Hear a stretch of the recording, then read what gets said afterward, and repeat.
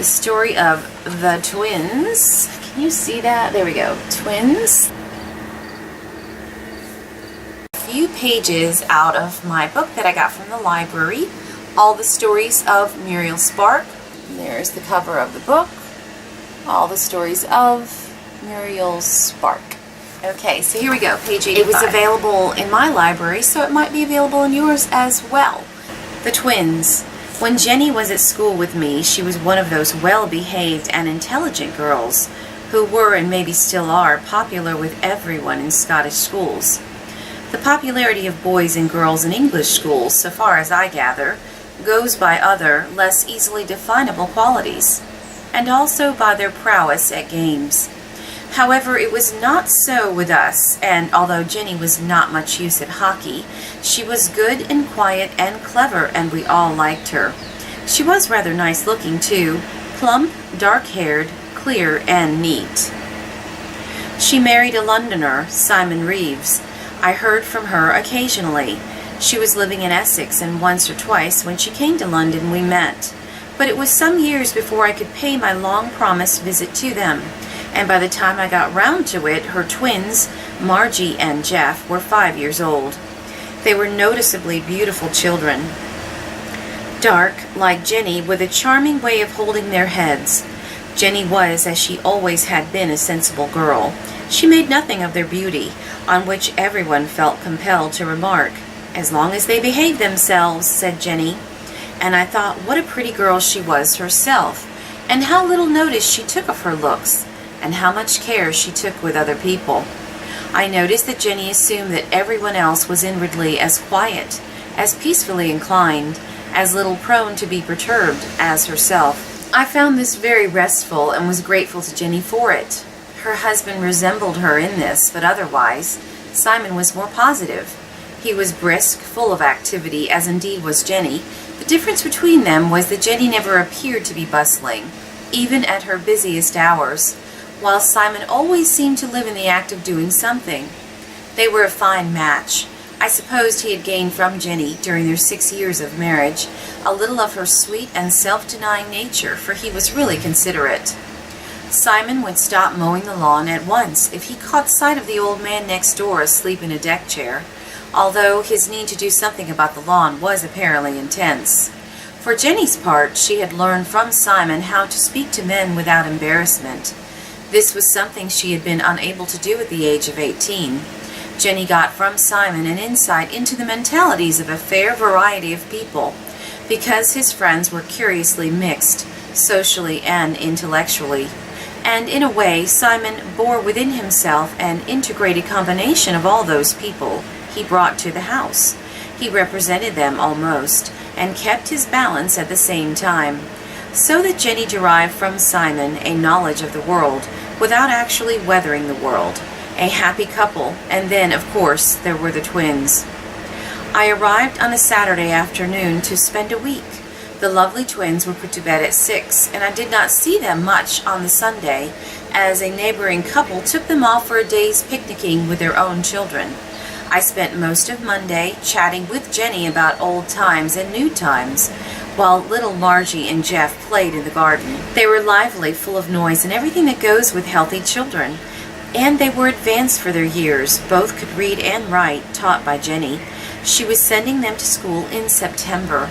They pronounced their words very clearly, and I was amused to notice some of Jenny's Scottish phraseology coming out in their English intonation. Well, they went off to bed at 6 sharp that day. Simon came home shortly afterwards, and we dined in a pleasant humdrum peace. It wasn't until the Tuesday morning that I really got on close speaking terms with the twins. Jenny took the car to the village to fetch some groceries, and for an hour I played with them in the garden. Again, I was struck by their loveliness and intelligence, especially of the little girl. She was the sort of child who noticed everything. The boy was quicker with words, however. His vocabulary was exceptionally large. Jenny returned, and after tea, I went indoors to write letters. I heard Jenny telling the children, "Go and play yourselves down the other end of the garden, and don't make too much noise, mind." She went to do something in the kitchen, and after a while, there was a ring at the back door. The children scampered in from the garden while Jenny answered the ring. "Baker," said the man. "Oh, yes," said Jenny. "Wait, I'll get my purse." I went on writing my letter, only half hearing the sound of Jenny's small change as she, presumably, paid the baker's man. In a moment, Margie was by my side. "Hello," I said. Margie did not answer. "Hello, Margie," I said. "Have you come to keep me company?" "Listen," said little Margie in a whisper, looking over her shoulder. "Listen." "Yes," I said. She looked over her shoulder again, as if afraid her mother might come in. "Will you give me half a crown?" whispered Margie, holding out her hand. "Well," I said, "what do you want it for?" "I want it," said Margie, looking furtively behind her again. "Would your mommy want you to have it?" I said. "Give me half a crown," said Margie. "I'd rather not," I said, "but I'll tell you what, I'll buy you a—" But Margie had fled out of the door into the kitchen. "She'd rather not," I heard her say to someone. Presently, Jenny came in looking upset. "Oh," she said, "I hope you didn't feel hurt. I only wanted to pay the baker and I hadn't enough change. He hadn't any either, so just on the spur of the moment, I sent Margie for a loan of half a crown till tonight. But I shouldn't have done it. I never borrow anything as a rule." "Well, of course," I said, "of course I'll lend you half a crown. I've got plenty of change. I didn't understand and I got the message all wrong. I thought she wanted it for herself and that he wouldn't like it." Jenny looked doubtful. I funked explaining the whole of Margie's act. It isn't easy to give evidence against a child of 5. "Oh, they never ask for money," said Jenny. "I would never allow them to ask for anything. They never do that." "I'm sure they don't," I said, floundering a bit. Jenny was much too kind to point out that this was what I had just been suggesting. She was altogether too nice to let the incident make any difference during my stay. That night, Simon came home just after 6. He had bought 2 elaborate spinning tops for the twins. These tops were to be wound up, and they sang a tiny little tune while they spun. "You'll ruin those children," said Jenny. Simon enjoyed himself that evening, playing with the tops. "You'll break them before the children even see them," said Jenny. Simon put them away. But when one of his friends, a pilot from a nearby aerodrome, looked in later that evening, Simon brought out the tops again, and the 2 men played delightedly with them, occasionally peering into the works and discussing what made the tops go, while Jenny and I made scornful comments. Little Margie and Jeff were highly pleased with the tops next morning, but by the afternoon they had tired of them and gone on to something more in the romping line. After dinner, Simon produced a couple of small gadgets. They were the things that go inside musical cigarette boxes, he explained, and he thought they would fit into the spinning tops, so that the children would have a change of tune. When they get fed up with Pop Goes the Weasel, he said, they can have In and Out the Windows. He got out one of the tops to take it apart and fit in the new tune, but when he had put the pieces together again, the top wouldn't sing at all. Jenny tried to help, but we couldn't get In and Out the Windows. So Simon patiently unpieced the top, put the gadgets aside, and said they would do for something else. "That's Jeff's top," said Jenny in her precise way, looking at the pieces on the carpet. "Jeff's is the red one. Margie has the blue." Once more, Jenny started piecing the toy together, with the old tune inside it, while Jenny and I went to make some tea. "I'll bet it won't work now," said Jenny with a giggle. When we returned, Simon was reading and the top was gone. "Did you fix it?" said Jenny. "Yes," he said absently. "I've put it away." It rained the next morning and the twins were indoors. "Your daddy took one of them to pieces last night," Jenny informed them, "and put all the pieces back again." Jenny had the stoic in her nature and did not believe in shielding her children from possible disappointment. He was hoping, she added, to fit new tunes inside it, but it wouldn't work with the new tune, but he's going to try again. They took this quite hopefully, and I didn't see much of them for some hours, although, when the rain stopped, I went outside. I saw the small boy spinning his bright red top on the hard concrete of the garage floor. About noon, little Jeff came running into the kitchen where Jenny was baking. He was howling hard, his small face distorted with grief. He held in both arms the spare parts of his top. "My top," he sobbed, "my top." "Goodness," said Jenny, "what did you do to it?" "Don't cry, poor wee pet." "I found it," he said. "I found my top all in pieces under that box behind Daddy's car." "My top," he wept. "Daddy's broken my top." Margie came in and looked on unmoved, hugging her blue top. "But you were playing with the top this morning," I said. "Isn't yours the red one? You were spinning it." "I was playing with the blue one," he wept. "And then I found my own top all broken. Daddy broke it." Jenny sat them up to their dinner, and Jeff presently stopped crying. Jenny was cheerful about it, although she said to me afterwards, "I think Simon might have told me he couldn't put it together again, but isn't it just like a man? They're that proud of themselves, men." As I have said, it isn't easy to give evidence against a child of 5, and especially to its mother. Jenny tactfully put the pieces of the top back in the box behind the garage. They were still there, rusty and untouched, in a pile of other rusty things 7 years later, for I saw them. Jenny got skipping ropes for the twins that day, and when they had gone to bed, she removed Margie's top from the toy cupboard. "It'll only make wee Jeff cry to see it," she said to me. "We'll just forget about the tops. And I don't want Simon to find out that I found him out," she giggled. I don't think tops were ever mentioned again in the household. If they were, I am sure Jenny would change the subject. An affectionate couple, it was impossible not to feel kindly towards them. Not so towards the children. I was abroad for some years after that, and heard sometimes from Jenny at first. Later we seldom wrote, and then not at all. I had been back in London for about a year when I met Jenny in Baker Street. She was excited about her children, now aged 12, who had both won scholarships and were going off to boarding schools in the autumn. "Come and see them while they've got their holidays," she said. "We often talk of you, Simon and I." It was good to hear Jenny's kind voice again.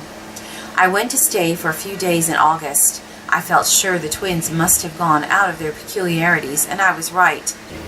They had grown rather quiet, both still extremely good-looking. These children possessed an unusual composure for their years. They were well-mannered as Jenny had been at their age, but without Jenny's shyness. Simon was pruning something in the garden when we got to the house. "Why, you haven't changed a bit," he said. "A bit thinner, maybe. Nice to see you so flourishing." Jenny went to make tea. In these surroundings, she seemed to have endured no change. She had made no change in her ways in the 7 years since my last visit. The twins started chatting about their school life, and Simon asked me questions I could not answer about the size of the population of the places I had lived in abroad. When Jenny returned, Simon leapt off to wash. "I'm sorry Simon said that," said Jenny to me when he had gone. "I don't think he should have said it, but you know how tactless men are." "Said what?" I asked. "About you looking thin and ill," said Jenny. "Oh, I didn't take it that way," I said. "Didn't you?" said Jenny with an understanding smile. "That was sweet of you." "Thin and haggard indeed," said Jenny as she poured out the tea, and the twins discreetly passed the sandwiches. That night I sat up late talking to the couple. Jenny retained the former habit of making a tea session at 9 o'clock, and I accompanied her to the kitchen. While she was talking, she packed a few biscuits neatly into a small green box.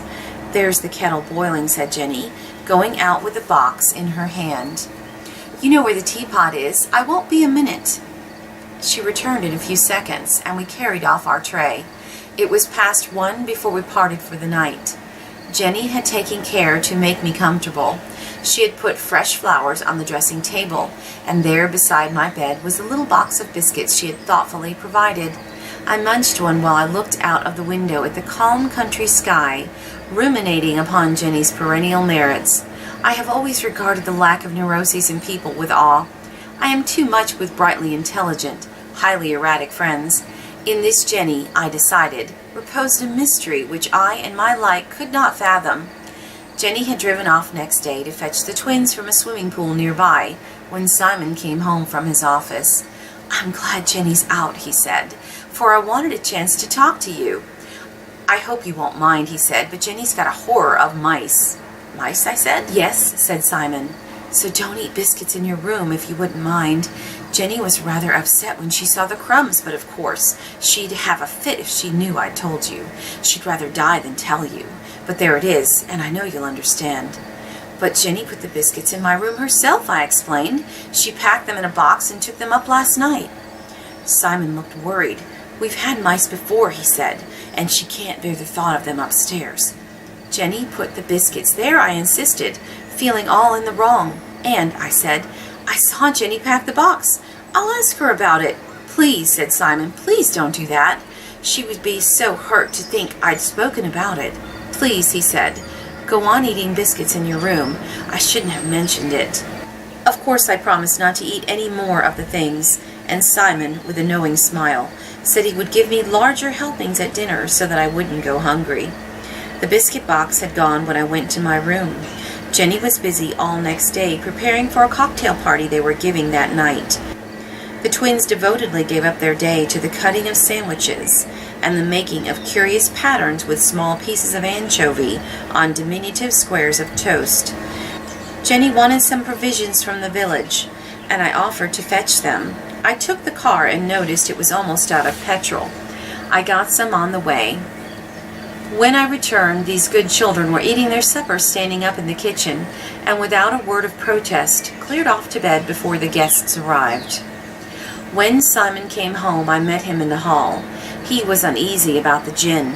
He thought there might not be enough. He decided to go straight to the local and get more. And he said, I've just remembered, the car's almost out of petrol. I promised to drive the Rawlings home after the party. I nearly forgot. I'll get some petrol, too. Oh, I got some today, I said. There were 10 guests, 4 married couples and 2 unattached girls. Jenny and I did the handing round of snacks, and Simon did the drinks. His specialty was a cocktail he had just discovered called Loop Amp. This Loop Amp required him to make frequent excursions to the kitchen for replenishments of prune juice and ice. Simon persuaded himself that Loop Amp was in great demand among the guests. We all drank it obligingly. As he took his shakers to the kitchen for the 4th time, he called out to one of the unattached girls who was standing by the door, Molly, bring that lemon jug too, will you? Molly followed him with the lemon jug. Very good scholarships, Jenny said to an elderly man. Jeff came 4th among the boys, and Margie took 11th place in the girls. There were only 14 scholarships, so she was lucky. If it hadn't been for the geography, she'd have been near the top, her English teacher told me. Really, said the man. Yes, said Molly. Molly Thomas, you know Molly Thomas. That's Margie's English mistress. She's here tonight. Where's Molly? Said Jenny, looking round. She's in the kitchen, I said. Making Loop Amp, I expect, said Jenny. What a name, Loop Amp. Simon and Jenny looked rather jaded the next morning. I put it down to the Loop Amp. They had very little to say, and when Simon had left for London, I asked Jenny how she was feeling. Not too good, she said. Not too good. I am really sorry, my dear, about the petrol. I wish you had asked me for the money. Now here it is, and don't say another word. Simon's so touchy. Touchy? Well, said Jenny, you know what men are like. I wish you'd come to me about it. You know how scrupulous I am about debts. And so is Simon. He just didn't know you had got the petrol, and, of course, he couldn't understand why you felt hurt. I sent myself a wire that morning, summoning myself back to London. There wasn't a train before the 6:30, but I caught this. Simon arrived home as I was getting into the taxi, and he joined Jenny and the children on the doorstep to wave goodbye. Mind you come again soon, said Jenny. As I waved back, I noticed that the twins, who were waving to me, were not looking at me, but at their parents. There was an expression on their faces which I have only seen once before. That was at the Royal Academy, when I saw a famous portrait painter standing bemused, giving a remarkable long look at the work of his own hands. So, with wonder, pride, and bewilderment, did the twins gaze upon Jenny and Simon. I wrote and thanked them, avoiding any reference to future meetings. By return, I had a letter from Simon. I am sorry, he wrote, that you got the impression that Molly and I were behaving improperly in the kitchen on the night of our party. Jenny was very upset. She does not, of course, doubt my fidelity, but she is distressed that you could suggest such a thing. It was very embarrassing for Jenny to hear it in front of all her friends, and I hope, for Jenny's sake, you will not mention to her that I have written to you about it. Jenny would rather die than hurt your feelings. Yours ever, Simon Reeves. And that's the story of the twins. Out of the book, All the Stories of Muriel Spark. I hope you guys have enjoyed this and have a fabulous day. Take care till next time.